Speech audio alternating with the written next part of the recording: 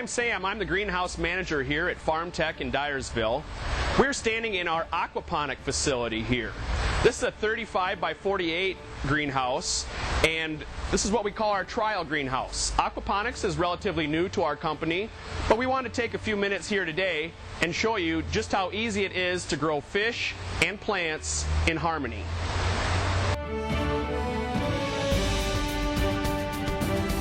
Aquaculture is the raising of fish in stock tanks. Hydroponics is the growing of vegetables and other plants in a nutrient-rich solution. The marriage of those two systems is what we term aquaponics. We grow tilapia. They're kind of the little bulldogs of the fish world. They handle a really high stocking density and can handle a wide variety of water parameters.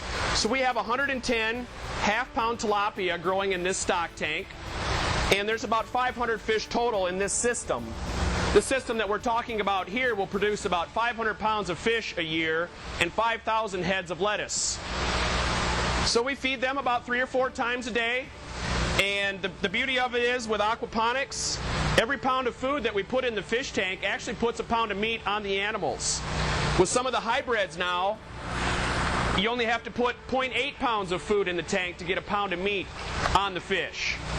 So you can see they're fairly hungry.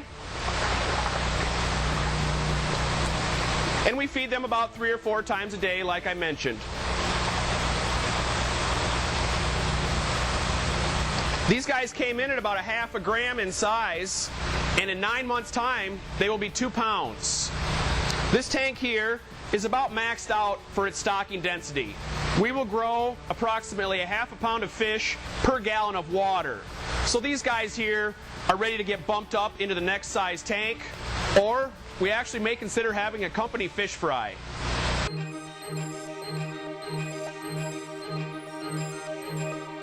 My helper Gabe here is going to net one out, and we can take a little closer look.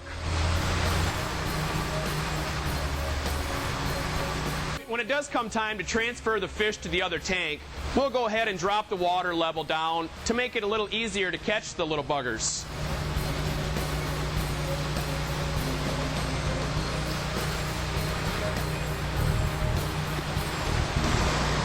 Here's a nice 1/2 pound tilapia. These guys came in here on May 9th, and they've been growing so rapidly ever since.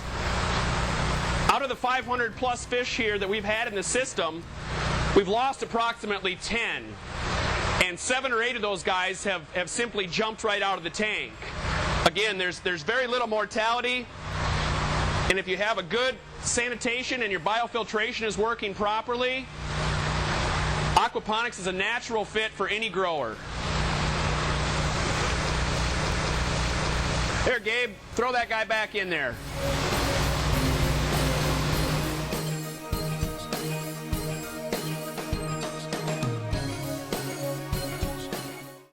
We have 7 systems coming out in our new catalog. This guy here has 4 120-gallon stock tanks for the fish. There's approximately 1,400 gallons of water out in the float raft. We operate our aquaponics system on a 1-to-3 ratio of stock tank volume to float raft volume. Like with any hydroponic or aquaponic growing, the larger volume of water you have makes your water parameters fluctuate in a less rapid of a manner. There's less spikes and valleys, if you will, in your water chemistry.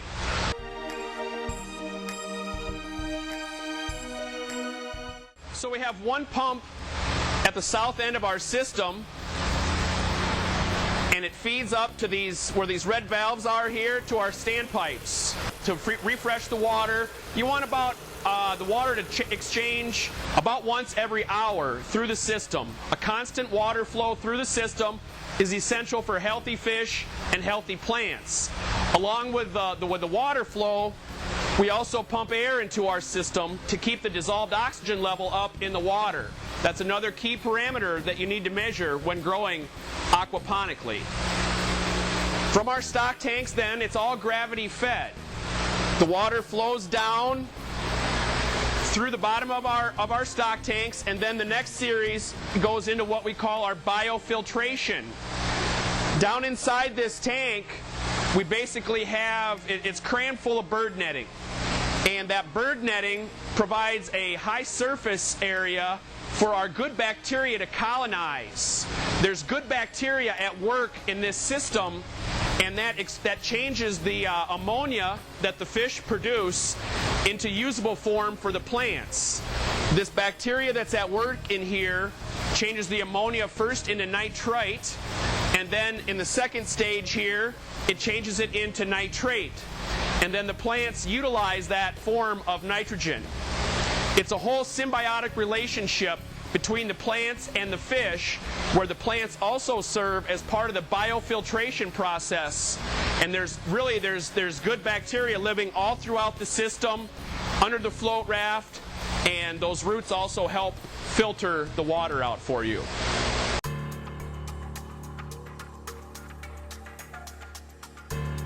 Filtering the solids out of your system is a crucial part of making sure the operation runs real effectively. So on top of our bird netting, we have a series of these little filter discs that we call them. It's a daily routine for us to clean our filters, our little disc filters here, to help keep those solids out of your system. What you have here, we affectionately call FOOP. It's a combination of fish poop, if you will, and food. So here at Farm Tech, that's what we affectionately call FOOP.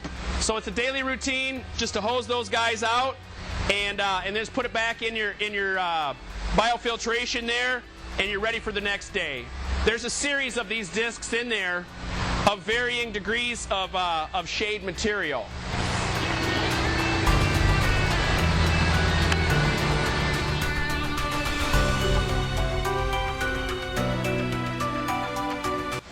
From our biofiltration, the water then passes into a tank that is called your mineralization or your nitrification tank. Basically, this is just super aerated water, and that helps with the aerobic bacteria to convert the waste material into usable form for the fish. So it's a real simple system. There's just one pump, and then we let gravity do the rest of the work for us. And then, of course, like I mentioned, the air.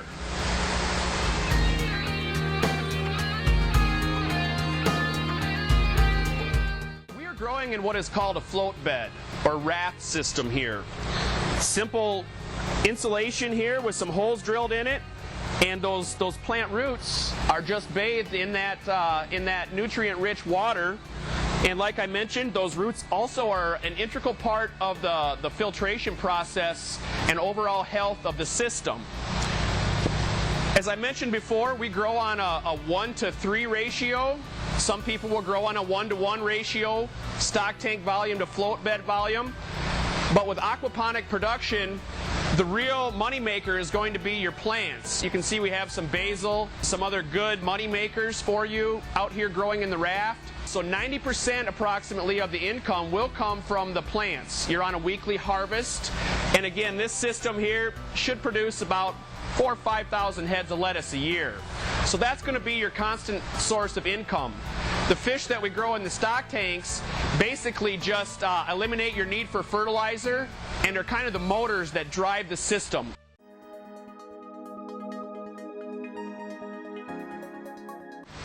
With all greenhouse production, to make it most profitable for you, you want to optimize the square footage of your growing area. So a real simple way to do that with hydroponics and aquaponics production is to go vertical.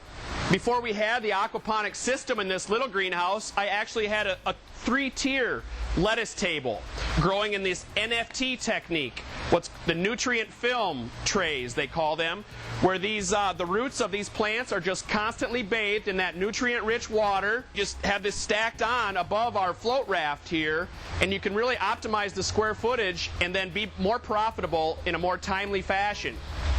The fish do not need to be in the greenhouse. A perfect situation, you would actually have them in their own little enclosed room. They don't need the sunlight or things like that. And then you can use your greenhouse and put that into more production to make you money.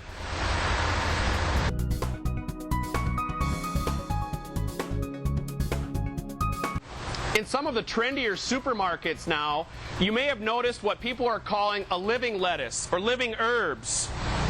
Those are often grown in hydroponic production. This happens to be the aquaponic production, but there's a beautiful little basil plant. They actually have a little cellophane sleeve that will hold some residual moisture in there, and the shelf life of this stuff is just amazing. You'll get a month shelf life off of this easily. So it's very nice for consumers, it's kind of fun for kids, and it's a way that you can really be profitable.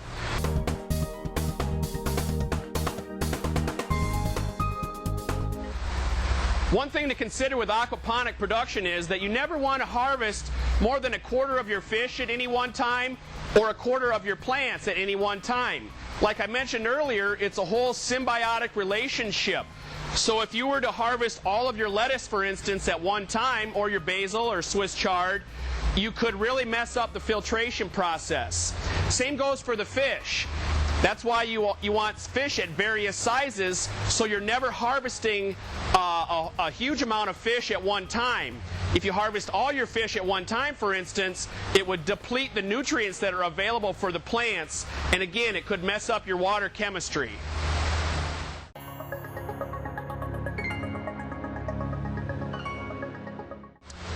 With hydroponic production, there's really only 2 numbers you need to be concerned about. One is pH, and the other is your fertilizer level. We measure in EC, or parts per million, or also TDS, total dissolved solids. EC is electroconductivity.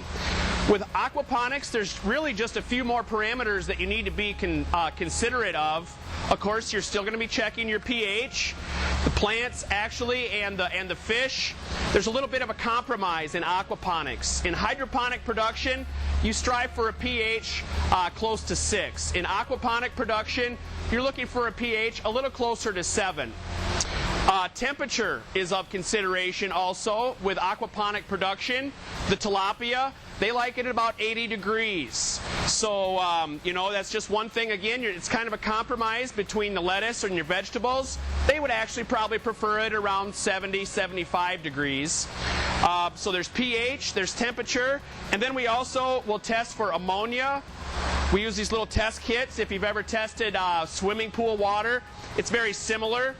You just have some little powder that you shake up, and then you test these water parameters daily. We're testing for ammonia. We're also testing for nitrite level. And then lastly, we're testing for nitrate level. It takes about 40 days for your water to reach homeostasis, if you will. Once the fish are introduced and the plants and everything, it takes about 40 days for your water chemistry to even out. Initially on, you will notice your ammonia starts to rise, and then your nitrite starts to rise, and then after about 2 or 3 weeks, you'll notice those levels will start to decline, and then your nitrate level will start to rise. And the nitrate level is your key indicator. It may take up to 40 days to have everything start working properly in your aquaponics system, but really, if you can just measure some water and do some tests daily, and after your water has reached homeostasis, you really only need to test your ammonia, nitrite, and nitrate even weekly or every 2 weeks or so. But on a daily basis, we're constantly checking our pH, our temperature, and then here at FarmTech now, we're testing our nitrite, ammonia, and nitrate levels on a weekly basis.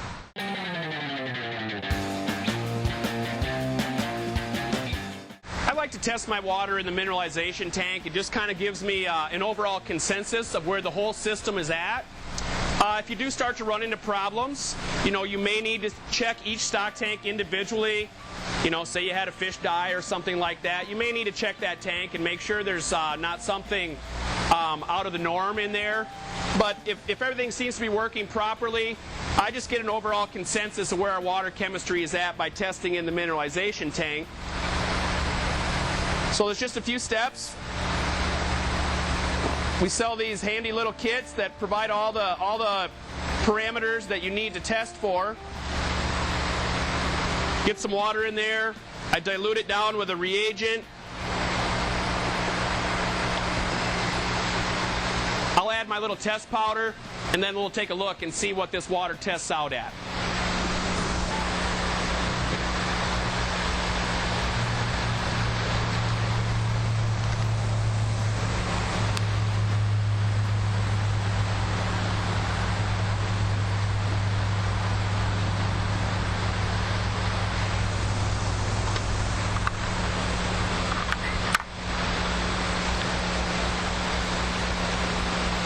Wait 5 minutes, and we'll be checking our nitrate level. Nitrate is what you're after in your aquaponics system. The ammonia is bad. You really strive for about 0 on your ammonia. The nitrite also can be toxic to the fish, so you're actually striving for about 0 nitrite also. Once you get your nitrate levels up, that's when you know your system's working properly and everything seems to run smoothly after that.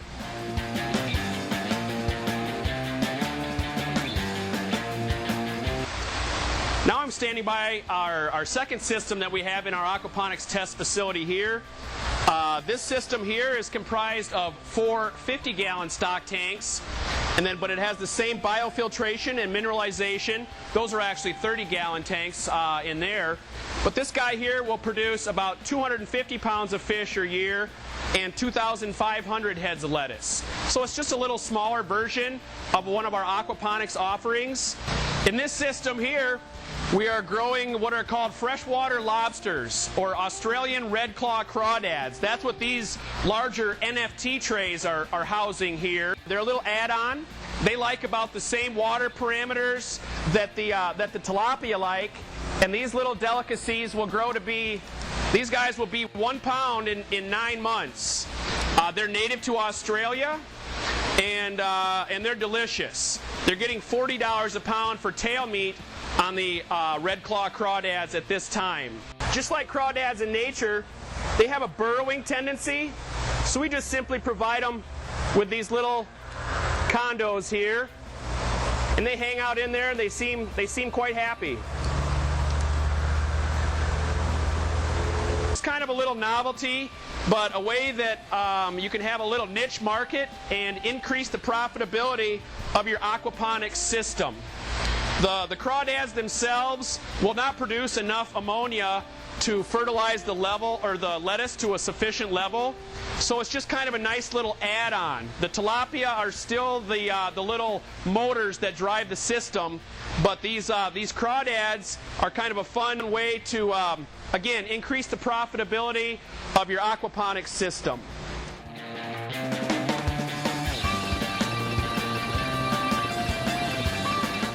With hydroponic growing and aquaponic growing, you actually use about 90 to 95% less water than growing in traditional soil methods. The water's all recycled, so it's a very cost-effective way. It's a way that you can grow where quality water might be of the essence, and water conservation.